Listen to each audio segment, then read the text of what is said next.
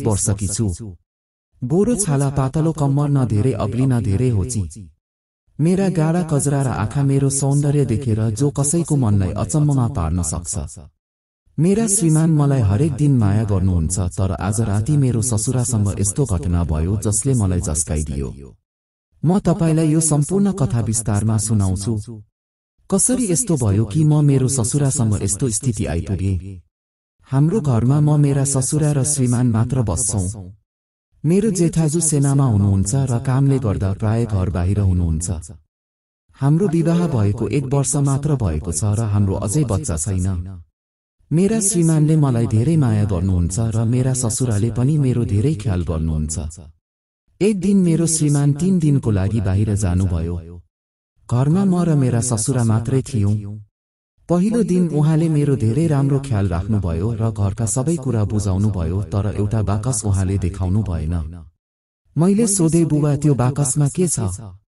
उहाँले हाँस्दै भन्नुभयो, तिमीलाई त देखाउनु पर्ने कुरा हो, तर समय आउँदा देखाइनेछ। मैले जिद्दी गरेर भने, अहिले नै देखाउनुहोस्। तब उहाँले बाकस खोल्नुभयो। त्यो बाकसमा लगभग 50 तोलाका सुनका गहना थिए, जुन मेरी सासूको मृत्यु भएपछि त्यहाँ राखिएको रहेछ। म छक्क परे, यति धेरै सुनको गहना मैले जिन्दगीमा पहिलो पटक देखेकी थिएँ। जब उहाँले बाकस बन्द गर्नुभयो, उहाँले भने, यी 2 बहिनीहरू मध्ये कसले पाउनेछ? मैले भने, म त यहाँ एक्ली बुहारी हुँ, अरूको हुनुहुन्छ? त्यसपछि उहाँले भन्नुभयो, म तिमीलाई दिनेछु यदि तिमीले मलाई शारीरिक सुख दिन्छौ भने, र यो कुरा कसैलाई नभन्नु। उहाँको कुरा सुनेर म स्तब्ध भए। म त्यति रिसाए कि मलाई लाग्यो मेरो ससुराको मनमा यति फोहोर कुराहरू भरिएका छन्। मैले उहाँलाई भने, यदि तपाईँ यस्तो कुरा गर्न चाहनुहुन्छ भने बाहिर कोहीलाई खोज्नुस्, म तपाईसँग यस्तो सम्बन्ध राख्न सक्दिन। रातको 8 बजिसकेको थियो। म कोठामा गएर त्यो घटनाबारे सोच्न थाले। यहाँबाट कथा अगाडि बढाउँदा परिमार्जन गरिएको स्क्रिप्ट यस्तो हुनेछ। म कोठामा गएर सोच्दै बसे। जे भयो त्यसले मलाई शान्ति दिएको थिएन। मेरो मनमा हजारौं विचारहरू आइरहे। कसरी मेरो ससुराले यस्तो कुरा गर्न सके? मेरो श्रीमान मसँग कति धेरै माया गर्छन्, अनि यो घटनाले कसरी हाम्रो सम्बन्धमा असर पार्ला? म के गरौं? त्यही रात करिब 10 बजेतिर ढोका ढकढक्यो। म झस्किए। ढोका खोल्दा ससुरा मुस्कान सहित उभिनु भएको थियो। उहाँले मलाई सोध्नुभयो, बुहारी के भयो? यति चुपचाप किन? मैले जवाफमा भने, बाबुजी मैले तपाईलाई माफ गरे। म बुझ्छु कि तपाईलाई केही गल्ती भयो, तर म यो विषयमा अब कुरा गर्न चाहन्न। तर उहाँ भने कति पनि पछाडि हट्न चाहनु भएन। मैले तिमीलाई भनेको थियो यो कुरालाई गम्भीरता साथ सोच। तिमीले मलाई सुख दिएमा त्यो सुन तिमीलाई नै दिन्छु, नत्र यो कुरा कसैलाई थाहा नदिइकनै राख्नेछु। म फेरि स्तब्ध भए। मैले एकछिनलाई केही पनि भन्न सकिन, तर म दृढ भए। मैले भने, तपाईले यस्तो कुरा गर्नु उचित होइन। म तपाईलाई कहिले यस्तो प्रस्ताव गर्न सक्दिन। मेरो जवाफ सुनेर उहाँ गम्भीर हुनुभयो। ठीक छ बुहारी, मैले तिमीलाई जबरजस्ती गर्दिन। तिमी जे चाहन्छौ गर।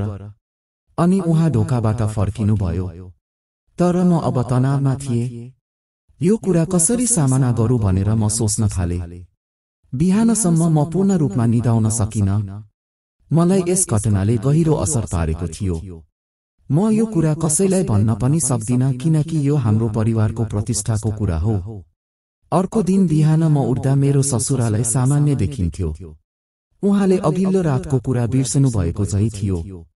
तर मेरो मनमा शंका थियो कि उहाँ फेरि यस्तो कुरा गर्न सक्नुहुन्छ।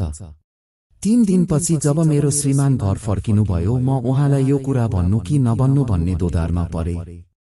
आखिरमा मैले निर्णय गरे कि म यसलाई मनमै राखेर अघि बढ्नेछु।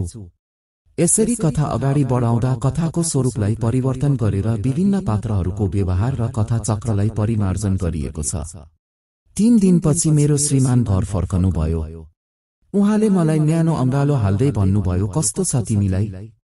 म तिमीलाई धेरै मिस गरे। म मुस्कुराए, तर मनभरि डर थियो। म उहाँलाई ससुरासँगको घटनाबारे केही भन्न चाहन्नथे। मैले आफैलाई सम्हाल्दै भने, सबै ठिक छ, तपाईलाई कसरी थाहा भयो? हामी केही समय एकसाथ बितायौं, तर म भित्रभित्रै बेचैन थिएँ। म बारम्बार त्यो रातको सम्झनामा डुब्थे। ससुराको व्यवहार म प्रति फेरि बदलिन्छ कि भनेर म डराइरहेकी थिएँ।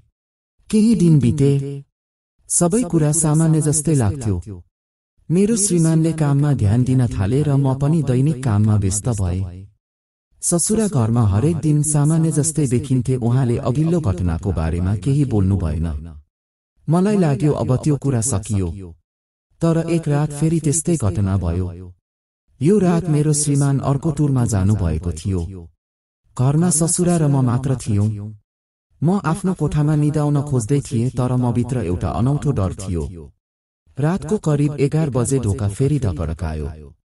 मैले ढोका खोल्दा ससुरा फेरि उभिनु भएको थियो। उहाँको अनुहारमा अघिल्लो रात जस्तै मुस्कान थियो। बुहारी एकछिन कुरा गरौं, उहाँले भने। म फेरि अलमलमा परे। मलाई थाहा थियो कि फेरि त्यही प्रस्ताव आउँछ। म नचाहेरै उहाँसँग कुरा गर्न बस्नु पर्यो। उहाँले मलाई फेरि आफ्नो प्रस्ताव दोहोर्याउनु भयो। यदि तिमी मलाई सुख दिन्छौ भने म त्यो बाकस तिमीलाई दिनेछु। यो पटक म पूर्ण रूपमा रिसाएँ। मैले आफूलाई सम्हाल्दै भन्न खोजे, बाबुजी म तपाईलाई सम्मान गर्छु, तर तपाईको यो व्यवहारले मलाई धेरै असहज बनाएको छ। कृपया मलाई यस्तो प्रस्ताव नगरिदिनुहोस्। तर उहाँले मलाई गम्भीरता साथ हेर्दै भने, यो कुरा कसैले थाहा पाएन भने के फरक पर्छ? तिमीलाई गहना चाहिएको थियो, मैले तिमीलाई माया गर्न चाहेको थिएँ। अब मलाई कुनै शंका थिएन कि यो कुरा फेरि नदोहोरिने थिएन। मैले निर्णय गरे म यसबाट मुक्त हुनुपर्छ। मैले त्यसै क्षण निर्णय गरे कि यो कुरा मेरो श्रीमानलाई बताउनु पर्नेछ, चाहे जे भए पनि। अर्को दिन बिहान मैले मेरो श्रीमानलाई ससुराको वास्तविकता बताउने योजना बनाए। उहाँ घरमा फर्कनु भएको थियो र म उहाँसँग खुला भएर सबै कुरा भन्न चाहन्थे। तर त्यही बेला अर्को समस्या सुरु भयो। जब म श्रीमानलाई कुरा भन्न जाँदै थिएँ, ससुरा अचानक घरबाट गायब हुनुभयो। उहाँको कोठा खाली थियो, न कुनै नोट न त उहाँको सामान नै। म छक्क परे। यो के भइरहेको थियो? मेरो मनमा डरले घर गर्यो। के उहाँ भाग्नुभयो? के उहाँले थाहा पाएका थिए कि म उहाँको बारेमा केही बताउने योजना गरिरहेकी थिएँ? म श्रीमानलाई भन्न पनि सकिन कि अब के गर्नुपर्छ। ससुरा अचानक घरबाट हराएपछि म अत्यन्त चिन्तित भए। मेरो मनमा अनगिन्ती प्रश्नहरू आइरहे। मेरो श्रीमानलाई भन्नुभन्दा पहिले मैले ससुराको बारेमा केही खोज्नुपर्ने भएको थियो। म आफूलाई सम्हाल्दै सोच्न थाले, ससुरा कहाँ जानुभयो? उहाँको यो व्यवहार किन परिवर्तन भयो? त्यसै दिन मैले मेरो साथी सीतालाई फोन गरे। उहाँलाई म मेरो समस्याबारे खुल्ला बताउन चाहन्थे। सीताले भन्नुभयो, तिमीले ससुराको बारेमा कुरा गर्न सक्दैनौ? यो त खतरनाक लाग्छ। के तिमीलाई थाहा छैन, यो कुरा त तिम्रो परिवारको लागि पनि राम्रो होइन? तर म मेरो मनमा एउटा साहसिक निर्णय गरिसकेको थिएँ। मैले भने, म यसलाई चुपचाप बस्न सक्दिन। म श्रीमानलाई साँचो कुरा बताउनु पर्छ। यो कुरा गुप्त राख्न सक्दिन। अर्को दिन जब मेरो श्रीमान घर फर्किए, म चिताएको थिएँ। मेरो मनमा तीव्र भावनाहरू भइरहेका थिए। उहाँले मलाई सोध्नुभयो, तिमी किन यति चिन्तित देखिन्छौ? के कुरा छ? मैले गहिरो श्वास लिँदै भने, मसँग तिम्रो पिताको बारेमा कुरा गर्नुपर्छ। उहाँ घरबाट गायब हुनुहुन्छ। श्रीमान चकित भए। के? उहाँ हराए? म तिम्रो यो कुरा बुझ्न सक्दिन। हजुर, मैले अघिल्लो रात उहाँसँग कुरा गरे। उहाँले मलाई केही अनिष्ट गर्न चाहन्थे। मैले उहाँलाई बताउन थाले। उहाँले भन्नुभयो, तिम्रो पिताजी यस्तो गर्न सक्दैनन्। उनी माया गर्छन्। तर त्यो कुरा खतरनाक छ, मैले भने। म उनलाई जान्न चाहन्छु कि त्यो बाकसमा के थियो र यसले हाम्रो परिवारलाई कति असर पार्छ। उहाँले मेरो कुरा सुनेर गम्भीरता साथ सोच्न थाल्नुभयो। ठिक छ, हामी उहाँलाई खोज्नुपर्छ। तर चुपचाप। यो कुरा कुनैलाई थाहा नदिनुपर्छ। त्यसपछि हामीले ससुरालाई खोज्न सुरु गर्यौं। मैले उहाँको साथी र पारिवारिक सदस्यहरूसँग कुरा गर्न थाले। तर कुनै पनि व्यक्तिले उहाँको बारेमा जान्दैनथे। हामीलाई थाहा थियो उहाँले भाग्नु भएको छ। अचानक एक दिन मलाई ससुराको पुरानो साथी राधाकृष्णसँग कुरा गर्न मन लाग्यो। उहाँ एकजना साक्षात्कारका लागि चिनिएका व्यक्ति हुनुहुन्थे। मैले उहाँलाई सम्पर्क गरे। उहाँले भन्नुभयो, म चिन्छु तिम्रा पिताजीलाई। उनी कहिले यस्तो गर्न सक्दैनन्।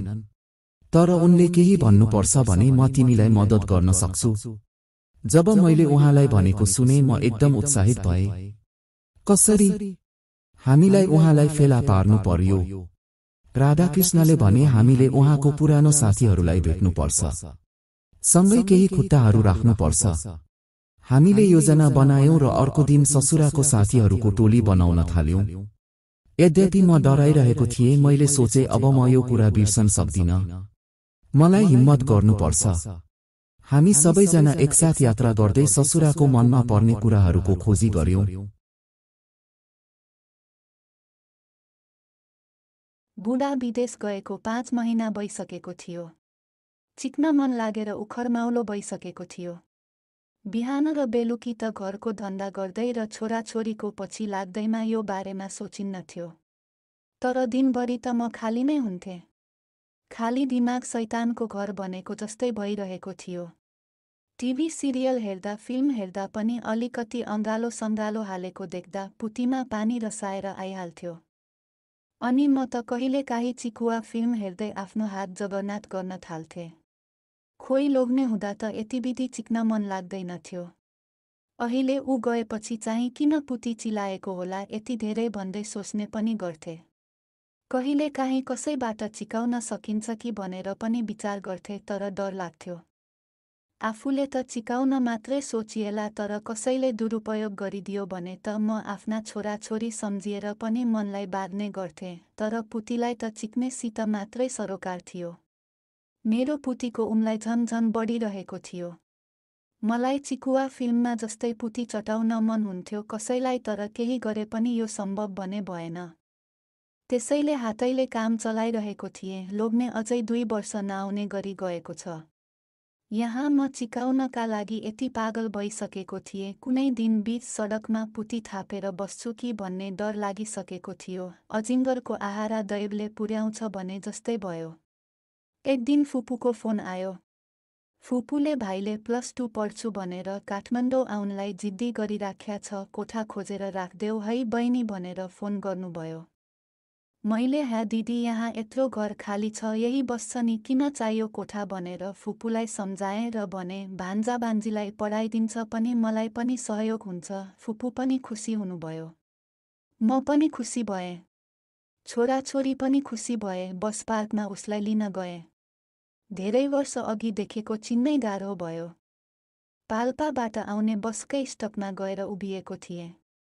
उसले मलाई सुनिता दिदी भनेर बोलायो। मैले त चिन्नै नसकेको। चिन्नु पनि कसरी उसलाई मैले निहालेर हेरेँ। केटो त फुच्चे पो रहेछ। म निराश भएँ। निचार्यो भने ओठमा दुध आउला जस्तो छ। दिदी किन टोलाउनु भएको? उसले सोधेपछि पो म झस्किएँ।